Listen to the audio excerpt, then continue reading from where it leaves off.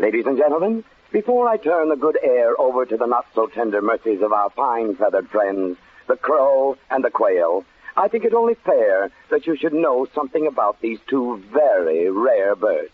Your full name, please. Oliver Quail. Age? 22 months old come next St. Swithin's Day. Come, Mr. Quail. You're 30 if you're a day. Occupation? Private detective, room 202, Brown Building, San Francisco. What are your hobbies, Mr. Quail? Ladies and horses. With speed a prime requisite. And what are your pet aversions? Jonathan Crow, any kind of work, dumb cops, scientific detectives, and radio announcers. Well, now, can you give us some pertinent facts about yourself? Some highlights in your alleged career? Oh, yes, of course. I joined the Quiz Kids when I was 9 months old. I graduated from Yale at 10. I took postgraduate law at Oxford when I was 12. Having somewhat of a literary streak, I knocked out several little ditties entitled The Decline and Fall of the Roman Empire, Encyclopedia Britannica, and The Chambermaid's Easy Guide to Latin. That will be all. Thank you. And now you, sir. Your full name, please? Jonathan Crow, 30 on the 4th of July. Special investigator, room 203, opposite the low party you just interviewed. Hobbies are, from left to right, gals. Pet aversions are Oliver Quail, work, flatfoots, and radio announcers. What can you tell us about yourself, Mr. Crow? I'm on the dumb side. I didn't know what college was until I was 5. After matriculating at dear old Harvard, I joined up with General Custer and captured Sitting Bull. Standing up. Here. I also invented the cotton gin, the sewing machine, and the non-collapsible uplift. At the ripe old age of 10, having proven a failure, I joined the Foreign Legion, where I was a member of Newt Rockney's famous 4 Horsemen. Enough! You're mad, stark mad, both of you. Ladies and gentlemen, forgive this outburst on my part. For this exhibition of fabrication and insolence you just heard is only a smattering of what the police department has had to contend with since this unholy pair was grounded by the Air Force due to injuries caused by extreme recklessness. To be nearer the truth, both Oliver Quail and Jonathan Crow were raised in the same orphan's home.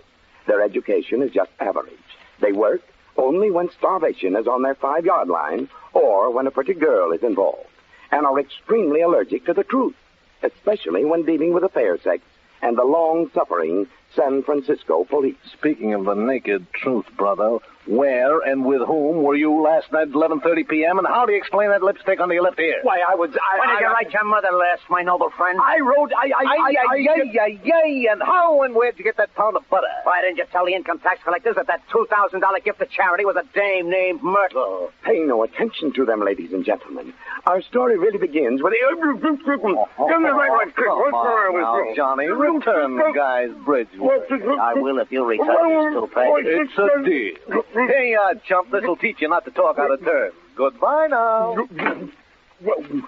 Well, of all the...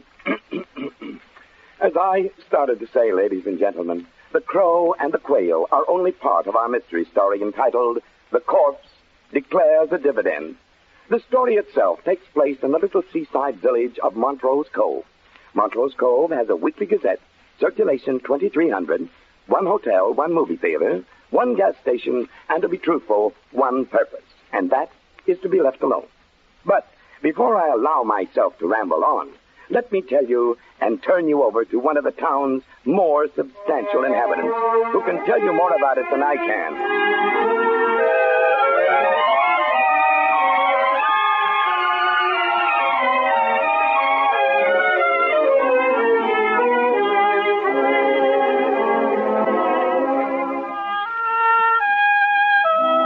Montrose Cove, California, in the year 1899, triplets were born to the wife of one Michael F. Gilhooly, an itinerant tinsmith. Nothing exciting has happened to the town since then. But tonight, all that will be changed. Tonight, an event is about to occur that will affect the mores and temples of Montrose Cove. An event so shocking, it will more than atone for those 47 uneventful years. For even at this moment, 10:01 p.m. Pacific Coast Time, a murder has just been committed. But the simple residents of Montrose Cove are unaware that this night is different from 1,000 other nights. Indeed, most of them are in bed, sound asleep, with the exception of a few night hawks, members of the younger set who are just emerging from the last show at the Bijou Theater. And now the hands of the big clock in the courthouse move slowly toward midnight. At 12:30, they will seem to hesitate, giving the good citizens of the town one last chance to contemplate the past few hours, so that afterward they will be able to look back and remember just how it felt to be living in the midst of such a town on such a night. Then, with a sudden jerk, the hands of the clock will meet, and as they meet, the night on which the history of Montrose Coles received a spectacular jolt will disappear into limbo with no one the wiser. For as yet, not a soul is aware that in the old Montrose mansion on the outskirts of town, the body of Judd Montrose, son of the town's founder, lies sprawled across the carved walnut desk in his study. But wait!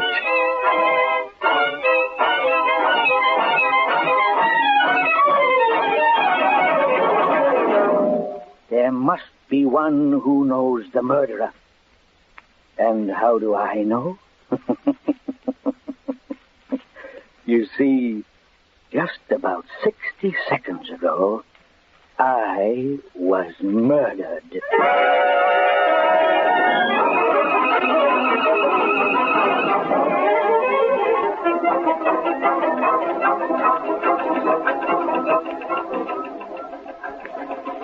Blah, blah, blah. There goes that mechanical mall again.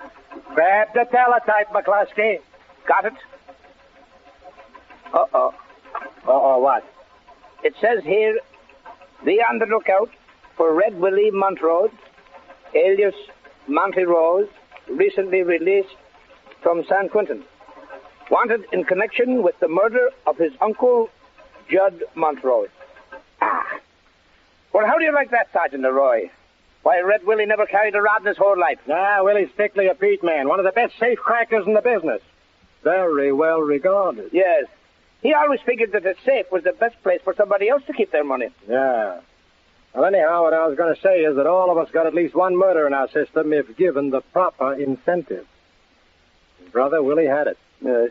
A 3-time loser wouldn't hesitate to use a gat. Oh, sure, Sarge. But I still think the guy that bumped Montrose was one of his cousins, the guy they called Titus. Then again, it could be another case of touche. Touche? Yeah, touche la femme. You know, that's Spanish for find the woman. Oh, Spanish, is it? Yeah, maybe his niece smoked him, or some baby walked out on him when you and I were young, McCluskey. Of course. Uh-oh, we got visitors. Hey, Damon Red's not a bad looker. Yeah? But look at the build on the guy. Why, he's bigger than Joe Louis. Never did like mugs with weird dark glasses. Must be one of those Hollywood characters looking for his cocker spaniel or something. Can I do something for you? Yes, you can, Sergeant. Just a moment. Oh, darling, please don't be too long. My sweet, neither iron chains nor bars can keep me away from you for more than one precious moment. Oh, darling. I beg your pardon. Could you tell me if Mr. Jonathan Crow is being held here? Did you say held? You call being tossed into the clink with a flock of stumblebums and drunks being held? And that he is, brother. That he is. Can't understand what's gotten into poor Jonathan. Oh, he's become an enigma. Not only that, he's also charged with disturbing the peace, fighting with a cab driver, and resisting an officer of the law. Oh, I can understand your feelings, Sergeant. But you see, Jonathan Crow comes from one of the finest families in Boston. You know, it would kill his poor old mother, who sits by the window night after night, waiting. You have a mother, Sergeant? I got a heart of stone. Bail is $50. I'll be very happy to pay it. Well, you his lawyer? Oh, no, just a friend. You're sure making history, mister. They'll give you odds on Market Street that the guy never had a friend. McCluskey. Yes, sir. Get that goofy gumshoe up here. Tell him that Santa Claus has arrived.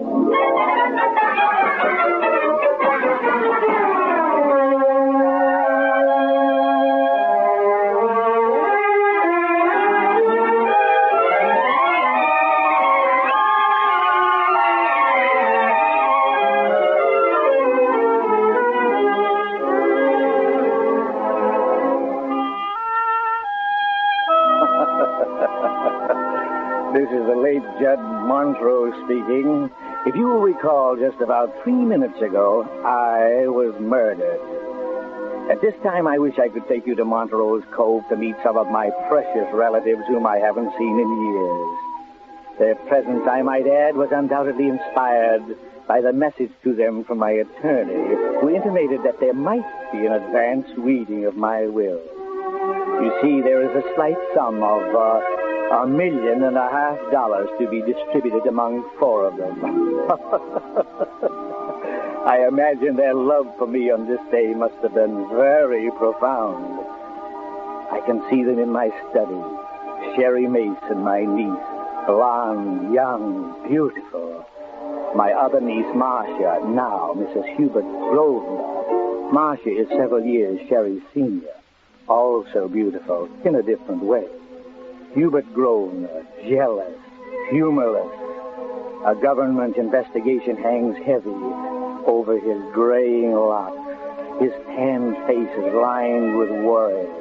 So different from Cousin Tanner Holt, who honestly believes that anyone who works for a living is a ranked failure. And Cousin Titus, the same old tight-fisted moneybag. I honestly believe at this moment old Titus has more money hoarded than I've ever possessed. Perhaps if he had always known that, he wouldn't have gone through life hating me so for that deal that I put over on him many years ago. And last of all, Enos Falter, my eldest friend and executor of my estate, moon-faced, angelic Enos, puffing away on his ancient meerschaum and daydreaming, no doubt, of the speckled beauties dancing on the waters down by the point. But hold on. Are you beginning to feel sorry for me? You are. Oh, I can feel it. Well, don't. Believe me, I was no angel. May never get to be one. Besides, I'm getting as big a kick out of this as you are.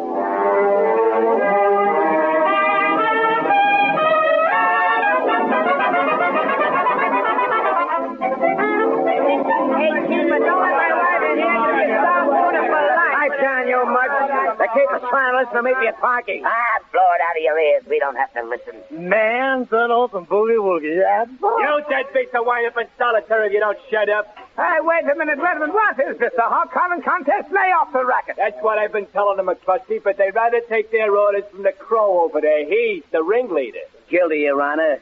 Let's you and me fight. All right, wise guy, all right. Get your coat on. The all-time chump of the universe has just put up your bail. Huh? Hey, look, Irish, you wouldn't kid me, would you, after all I've been through? With your luck, I'd trade nothing but long shots. Come on, come on. Irish, never let it be said that Jonathan Crow was ever ungrateful to one who brought glad tidings. Let me be the first to inform you that a hot foot I administered 5 seconds ago is about fixing to materialize. Yeah, sure. Big-hearted Johnny Crow, yes, the policeman's friend, I know. What was it you would... Oh!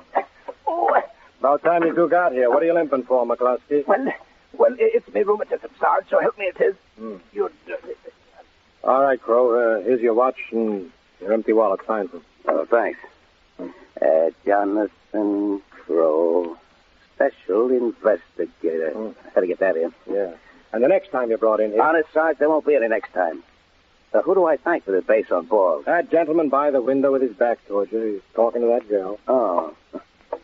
I don't know why you did this, friend, but I'd sure like to thank you. Oh, not at all.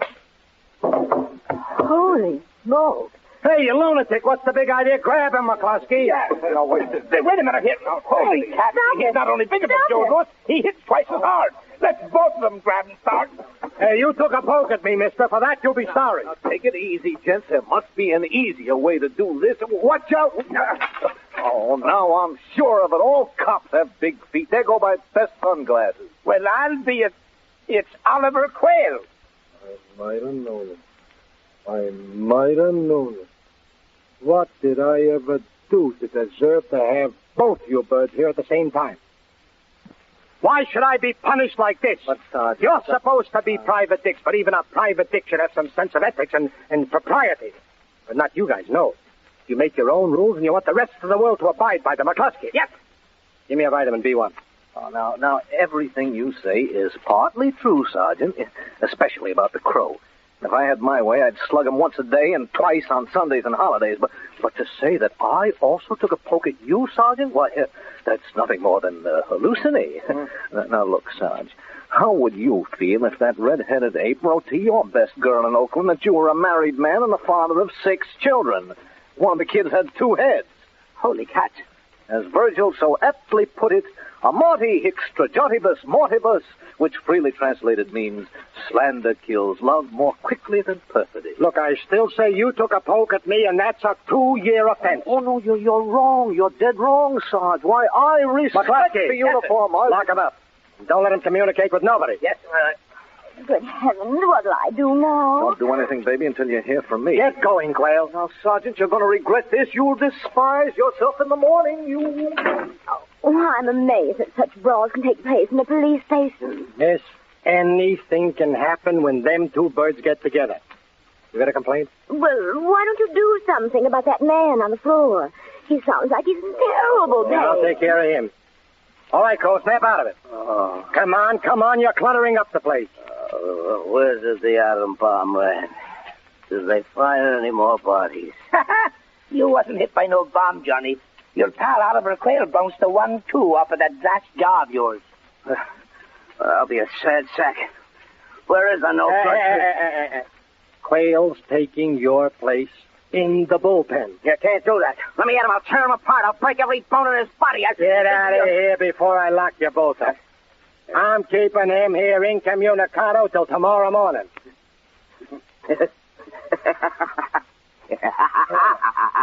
Oh, you like the idea of your friend and benefactor spending the night in the sneezer.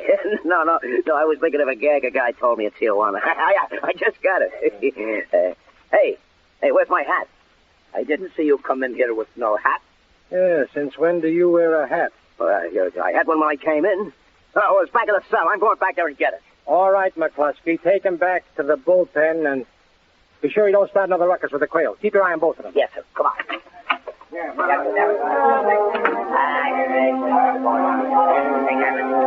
to be you wandered around, finally found somebody who... Well, genius, how does it feel to be so smart? You'll never know. What are you doing here, you red-headed mongoose? Oh, brother. Oh, do you look natural. The Sarge tells me he's going to keep you on ice for another 24 hours. So what? It was worth it. Now, maybe you'll stay out of my personal affairs. How about that? Why, Mabel couldn't live without me if you started making a love tour in Latin. Ah, yes, Mabel. Qui vincus famina delimutabus est. Or in other words, who can fathom a woman's deepest...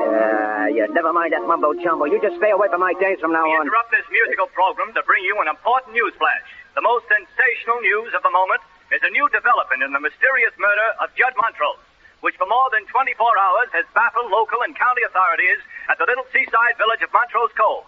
Today, the will of the eccentric Montrose was filed for probate and disclosed that the wealthy recluse had anticipated his own murder.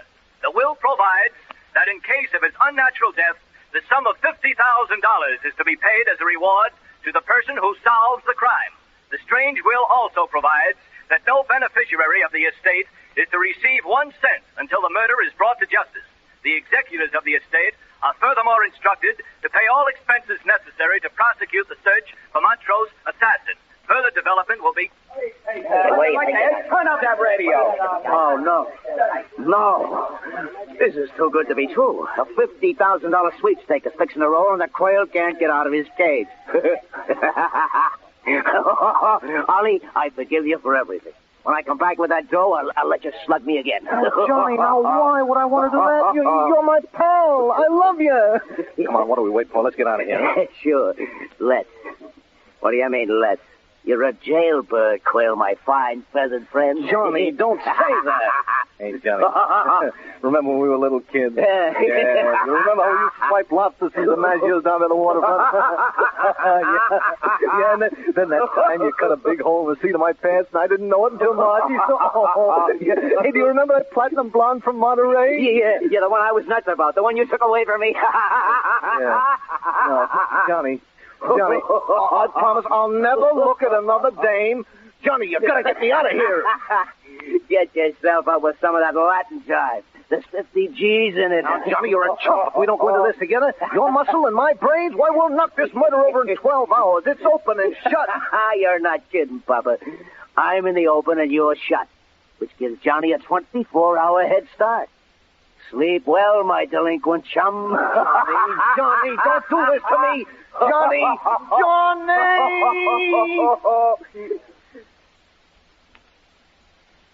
Hey, Sarge. What happened to the doll that was here a couple of minutes ago? Red hot and beautiful. She blew. Why don't you hire a detective to find her?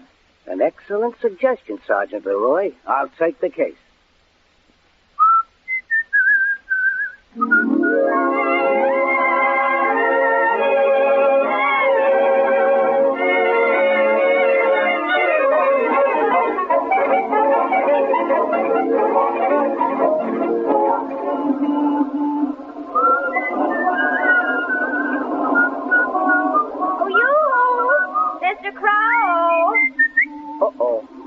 Hello. Well, if it isn't the lady in red. I wondered what happened to you. Well, I thought I'd better talk with you outside. Well, right now I'm in an awful hurry. I've got to pick up a few things in my office. Well, why don't you get in? We can talk on the way. Okay. Ooh, that perfume of yours does things to me. Please, be serious for a moment.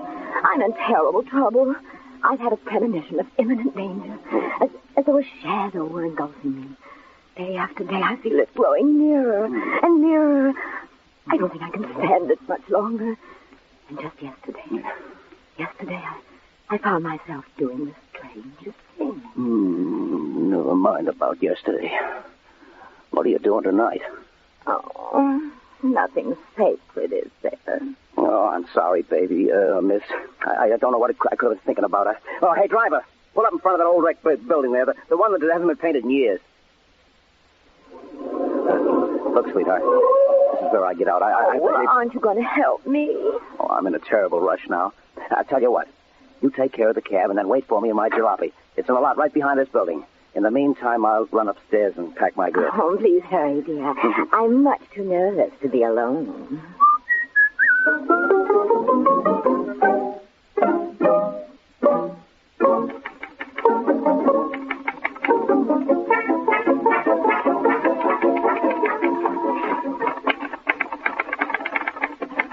Well, if it ain't the Crow. What are you doing in Oliver Quail's office? You're getting so punchy you don't even know your own corner. Your foxhole is just across the hall as the Crow flies. Remember? You're right, Sappho, my ugly duckling. I should have known the difference just by the aroma.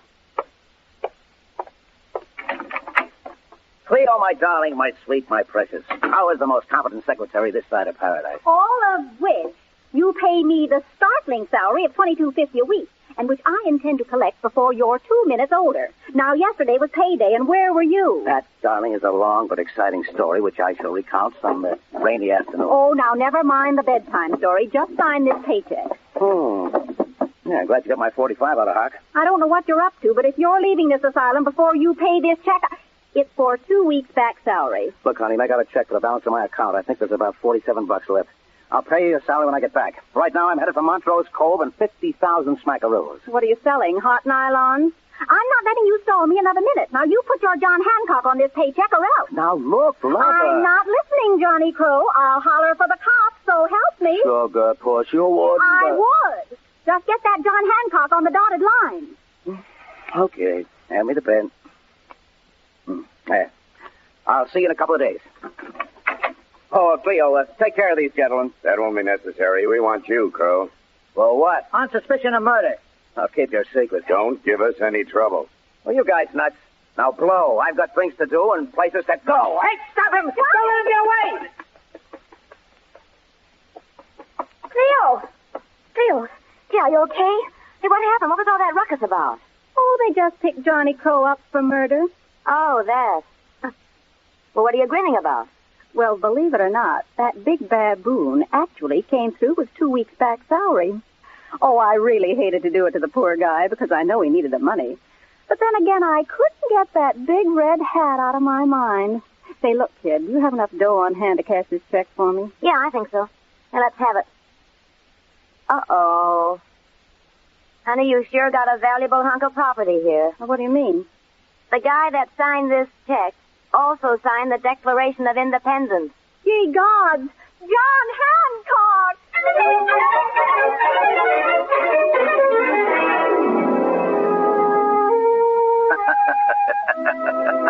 Did you ever hear of such goings on? John Hancock. How I could have used the crow and the quail in one of my enterprises. That will be enough out of you, my ghostly friend. I warned you about that pair, ladies and gentlemen. Now, as the curtain rings down on the first episode of our mystery, we find Oliver Quail languishing in jail and Jonathan Crow, a fugitive, wanted on suspicion of murder. Will they get the $50,000 reward for solving the Judd Montrose case? Oh, it is to laugh. Why, if either of them even came close, I'd be willing to parade up and down Market Street in red flannel underwear. What size do you wear? 52. Who said that?